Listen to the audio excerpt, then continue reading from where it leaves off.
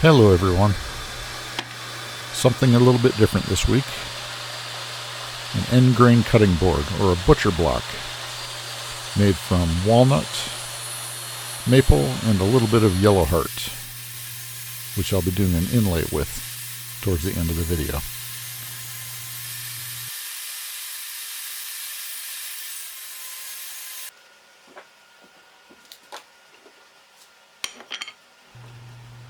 With the design that I have in mind, what I'm going to do is build up a bunch of different sections of the butcher block before I put it all together.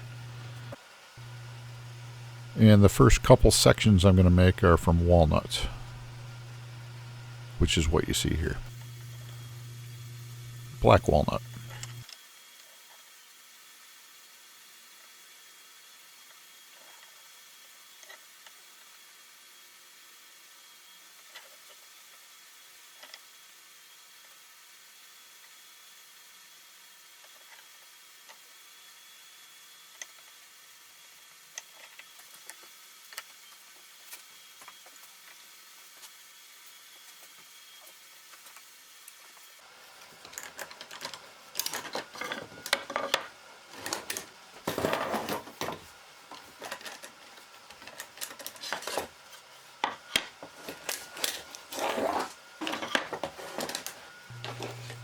And then I put some maple together. And the next step was to run everything through the thickness planer, just to get everything the same size.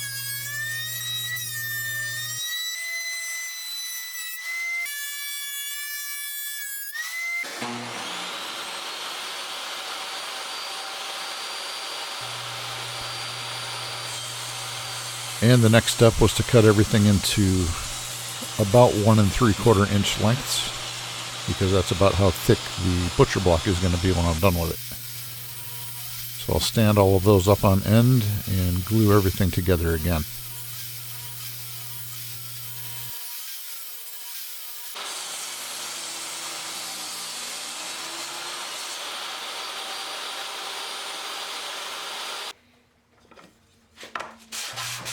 Before I glue everything up, like I said, I just wanted to take all of the little tiny ridges off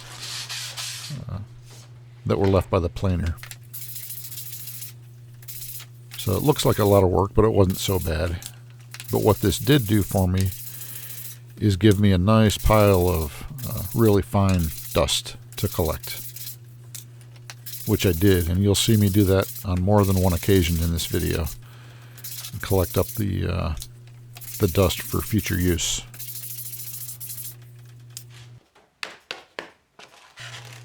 I've actually got containers full of different colored sawdust or sanding dust.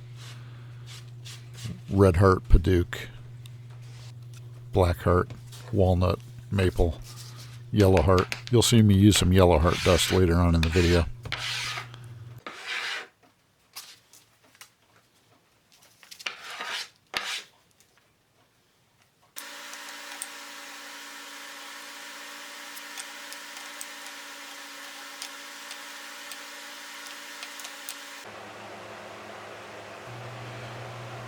There's a whole lot of glue up in this project, and I'm not going to show all of it on video, just enough to show you what I did.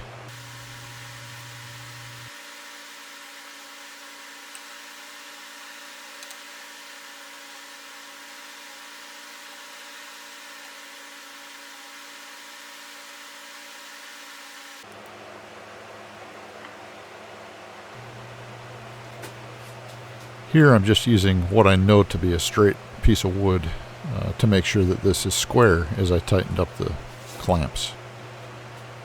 And I think if I was to do it again, I would use 2 pieces of wood on either side of that, just as a guide as I tightened up those clamps. It would have been better.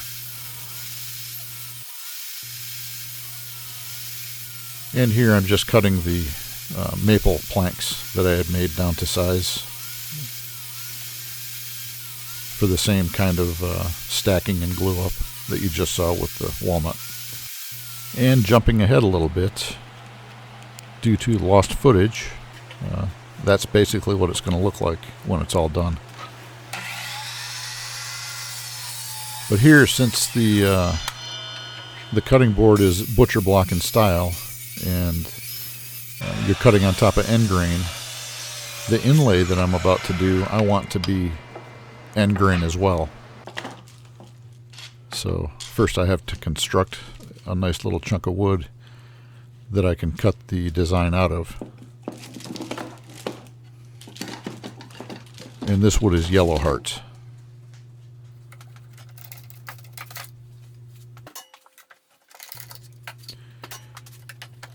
And here's a good look at the final construction prior to inlay and prior to final sizing.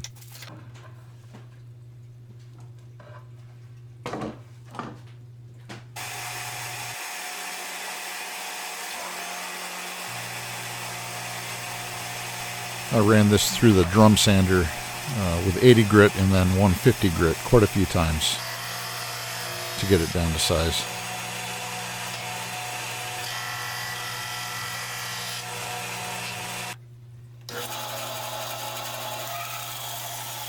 And once I had the one side flat, I resawed this wood just to make a nice thin piece to do the inlay with, which you see here. And now I'm collecting up some of that beautiful Yellowheart dust. You'll see that used very soon. And I'm cutting out my design. I actually constructed and completed this butcher block cutting board a few weeks ago, but I held off on showing the video because I thought the design was appropriate for Easter.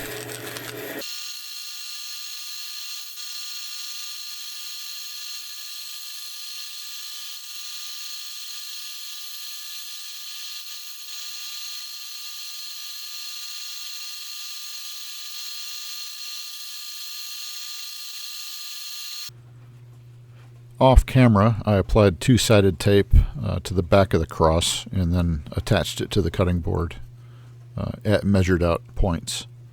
And here you see me using my scribing knives to cut lines into the board, and those are going to serve as guides for the router work that I'm about to do. Scribing is a lot better than drawing lines because when you scribe, you're actually cutting into the wood just a little bit. So when you're running your router bit up next to it, it stops the wood from tearing out on the surface, if that makes sense. I learned that little trick from the Wood Whisperer on YouTube. That's a great channel. If you haven't checked it out, you should.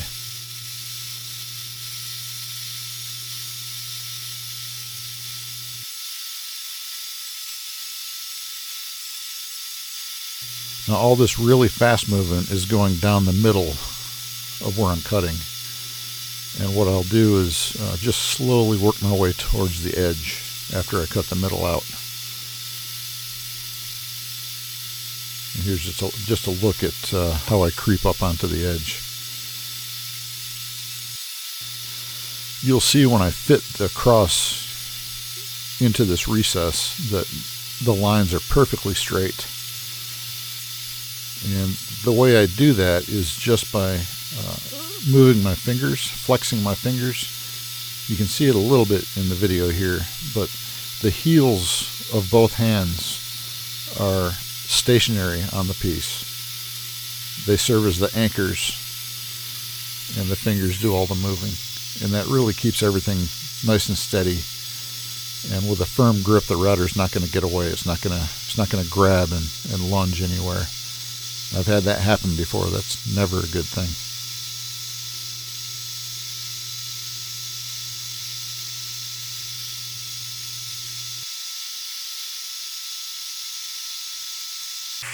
And here's a really good look at how my hand is stationary, but my fingers are flexing. And if I have to move in any big directions, I'll do it with the bit in the center of the cut. So there's no chance of cutting into or through an edge or a perimeter. Once the router work is done, back in with a straight chisel to get the corners. And then the first test fit, which I gotta say I was really happy with.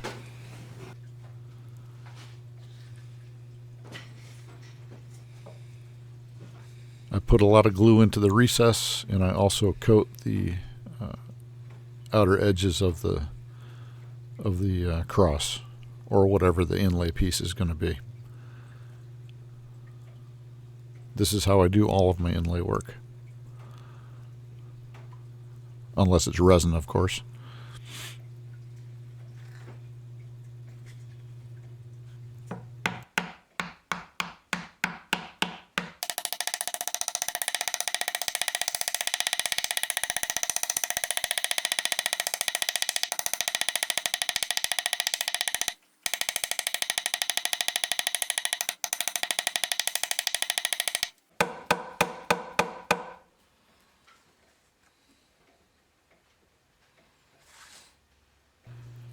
Now, even though this is a really nice tight-fitting inlay, I'm going around mixing a little bit of sawdust into the glue around the edges of the piece.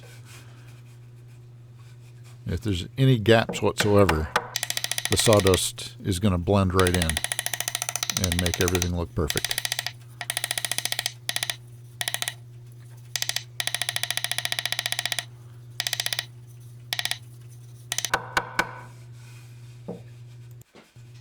One of many really good reasons to collect up some of that sawdust that's often discarded.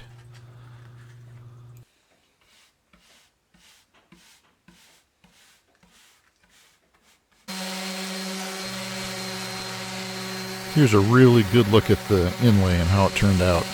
I gotta say I'm really happy with that. Sorry about the cross being upside down in this video clip. It was right side up for me at the time.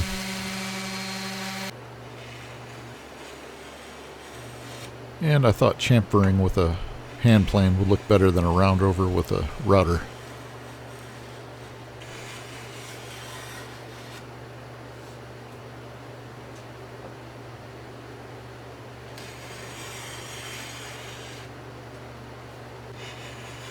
There's a good look at it. What do you think?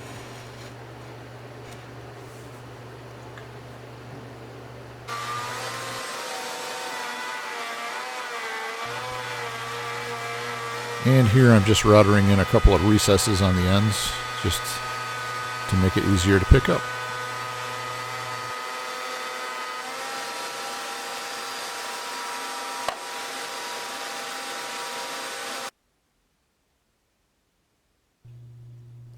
And this is 5-minute epoxy, 2-part.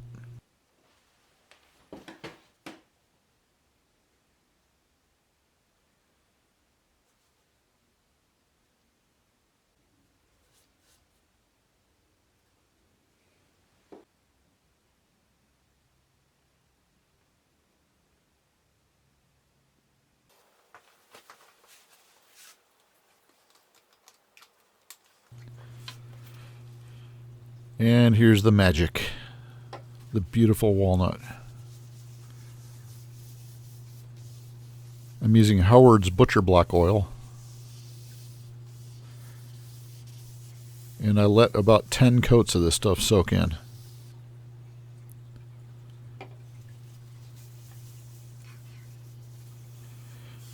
That little spot I just pointed to, that's excess glue. So I should have just stopped right then and started resanding, but I was all excited about how this was looking, so I finished that first coat. Then I went back and resanded and applied some more. And like I said, about 10 coats of the oil, because it just soaked right into that end grain. And then about 3 or 4 coats of the Howard's Feed and Wax. So this baby is well seasoned.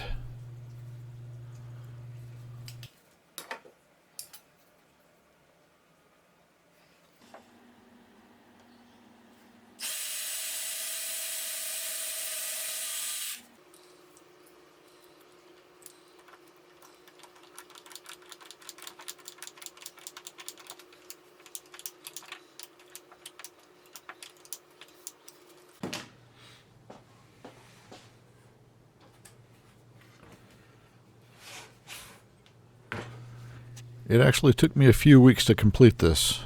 I worked on it as I was working on other projects. And this is the first butcher block cutting board I've ever made, and I was really happy with how it turned out. I'm curious to hear what you all think. No doubt there's an easier way to do it.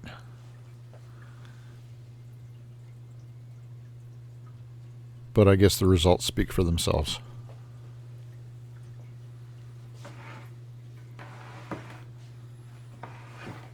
Made this for a friend of mine. Kelley, can do, my friend.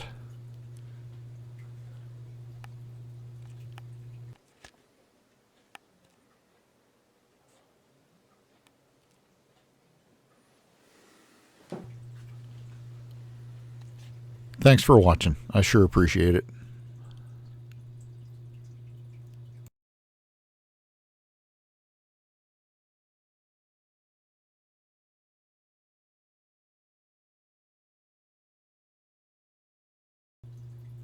Semper Fi. And God bless.